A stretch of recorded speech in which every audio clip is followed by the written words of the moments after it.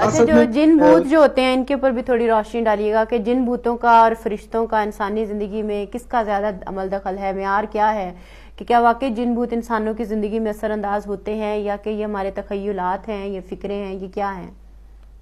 جنات کی حقیقت ہے، قرآن مجید کے اندر اس کا تذکرہ بھی موجود ہے، اور جنات کا انسانی زندگی کے اندر مداخلت کرنا، اور جیسے ہماری ان زندگیوں کے اندر شیاطین موجود ہیں، اس طرح جنات کے اندر بھی شیاطین موجود ہیں، اور خدا بند متعال نے ان سے پناہ مانگنے کے لیے ہمارے پاس آیات موجود ہیں، روایات موجود ہیں، دعائیں موجود ہیں، سب چیزوں میں ان کی حقیقت ہے، لیکن وہ تعلق جو معروف ہے وہ زیادہ تر جو ہمارے خرافات کلچر میں چمٹ جاتے ہیں، وہ اس کے بارے میں تھوڑی معروف ہے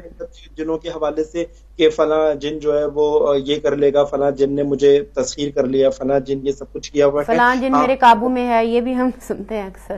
اس طرح کی بہت ساری چیزیں ملتی ہیں، اس لیے اگر ان چیزوں میں حقیقت ہوتی تو ائمہ علیہ الصلوۃ والسلام کی طرف سے اس کی وضاحت ہمارے پاس آتی، اور کبھی نہ کبھی کوئی واقعہ تو ائمہ کی زندگی پہ ایسا ہوتا کہ کوئی ایک امام کسی کے اوپر سے جن اتارنے کے لیے گیا ہوتا، اور باقی ائمہ نے کہا ہوتا کہ ہاں میرے بابا نے مثلاً ہمارے اس محلے میں یہ کام انجام پایا، تو فلاں امام کا واقعہ مثلاً ہوتا۔ 250 سالہ ائمہ کی زندگی ہے، کہیں ہوتا کہ ائمہ کو بلایا گیا کہ بھائی ان کے اوپر چونکہ جن آ گیا، وہ جن اتارنے کے لیے ائمہ گئے ہوں۔ تو اچھا، بہت یہاں واضح پہ سی ایک اور بھی بتائیے گا، یہ تو